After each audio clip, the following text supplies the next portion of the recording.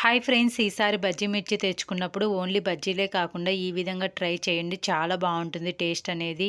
పప్పన్నం, రసమన్నంలోకి స్టఫింగ్ లాగా చాలా బాగుంటుందండి. తప్పకుండా ట్రై చేయండి. ఫస్ట్ బజ్జీ మిర్చి తీసుకొని ఘాటు పెట్టుకోవాలి. ఇలా ఘాటు పెట్టుకొని వాటిలో ఉన్న సీడ్స్ మొత్తం తీసేయాలి.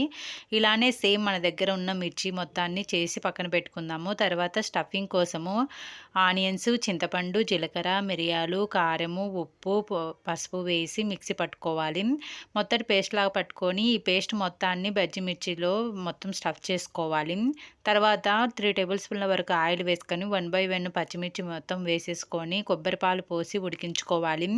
ఇలా కొబ్బరి పాలు పోయడం వల్ల మీకు టేస్ట్ అనేది మరింత పెరుగుతుంది. ఇలా అటు ఇటు తిప్పుకుంటూ దగ్గరికి వచ్చేంత వరకు ఉడికించుకొని తర్వాత ఇలా దగ్గరికి వచ్చినాక గరం మసాలా, కొత్తిమీర వేసుకొని 2 మినిట్స్ మగ్గించుకొని సర్వ్ చేసుకోవడమే. తప్పకుండా ట్రై చేయండి. మీకు ఈ వీడియో నచ్చినట్టయితే లైక్ చేసి సబ్స్క్రైబ్ చేసుకోండి ఫ్రెండ్స్.